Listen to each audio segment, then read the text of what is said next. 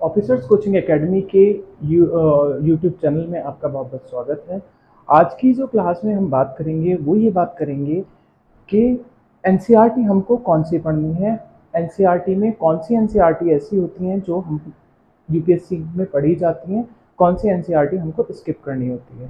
Generally आपने क्या देखा होगा कि जब भी एनसीईआरटी की बात आती है, आप कोई भी यूट्यूब की वीडियो देखिए तो सभी वीडियोज़ में आपको ये पता चलेगा कि हर कोई आपको ये सजेस्ट करता है कि आपको ना बेसिक बनाने के लिए, बेस बनाने के लिए आपको एनसीईआरटी पढ़नी पड़ेगी। क्वेश्चन इज दैट कि एनसीईआरटी कौन सी पढ़नी है, आइए उसके बारे में हम बात करते हैं। सबसे पहले बात करते हैं हम हिस्ट्री की। तो हिस्ट्री में जो एनसीईआरटी है वो हमको जो है 6 पढ़नी है, क्लास 6, क्लास 7 और क्लास 8 की हमको पढ़नी है। क्लास 9, क्लास 10, क्लास 11 तीनों हमको नहीं पढ़नी है। इसके बाद जो हमको है क्लास 12 की, अगर हम न्यू एनसीईआरटी पढ़ रहे हैं तो न्यू एनसीईआरटी में हम इन एनसीईआरटीज को पढ़ सकते हैं।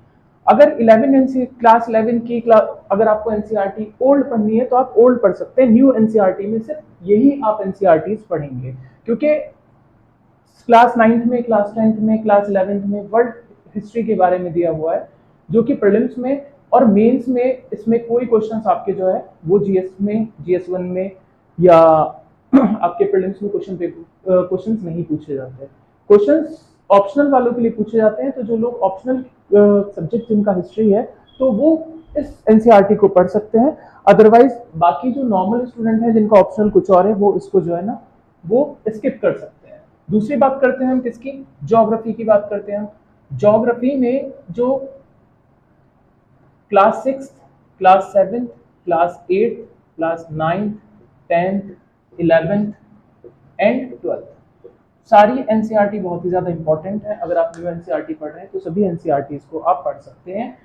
वैसे तो 9 to 12 हेल्पफुल है, लेकिन आपको अगर बिल्कुल बेसिक से आपको ज्योग्राफी का कोई भी आइडिया नहीं है, ज्योग्राफी में आपको बिल्कुल बेसिक से अपना बेस बनाना है, तो आपको 6, 7, 8 भी पढ़ लेनी चाहिए। पढ़ने में इसमें कोई बुराई नहीं है।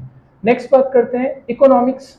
इकोनॉमिक्स में जो एनसीईआरटी पढ़ी जाएगी वो पढ़ी जाएगी आपकी 9 to 12 एनसीईआरटी आप जो है कंप्लीट इसमें पढ़ेंगे 9 to 12।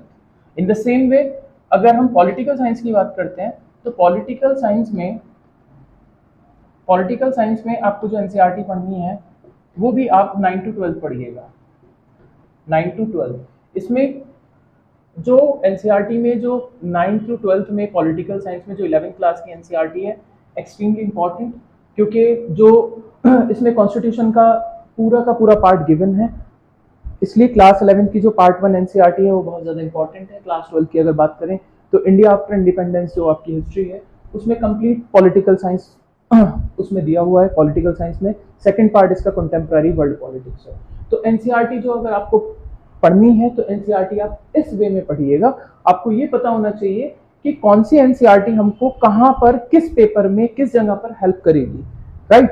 क्योंकि हमको पढ़ना है बुक्स ओरिएंटेड, ना कि हमको जो है वो बुक्स ओरिएंटेड हमको नहीं पढ़ना है, हमको पढ़ना है एग्जाम ओरिएंटेड। एग्जाम में क्वेश्चन क्या पूछ रहा है, एग्जाम में क्वेश्चन अगर पूछ रहा है तो उसके लिए हमको पढ़ना है। फॉर एग्जाम्पल मैं आपको बताता हूँ, क्लास 9 की पॉलिटिकल साइंस से जो है अभी 2021 वाले में डायरेक्ट क्वेश्चन आया था कॉन्स्टिट्यूशन गवर्नमेंट से रिलेटेड कि पार्लियामेंट्री गवर्नमेंट क्या होती है। उसमें 4 ऑप्शन थे, 4 ऑप्शन में एक था लिमिटेड गवर्नमेंट।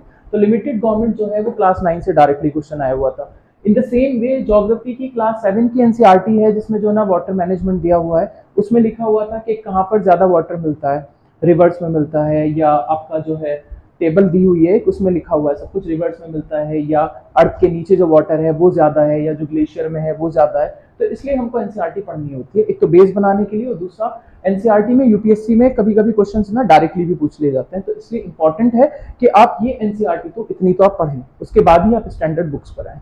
वीडियो अगर आपको अच्छी लगी तो प्लीज लाइक कीजिएगा, चैनल को सब्सक्राइब कीजिएगा। वीडियो देखने के लिए आपका बहुत बहुत धन्यवाद।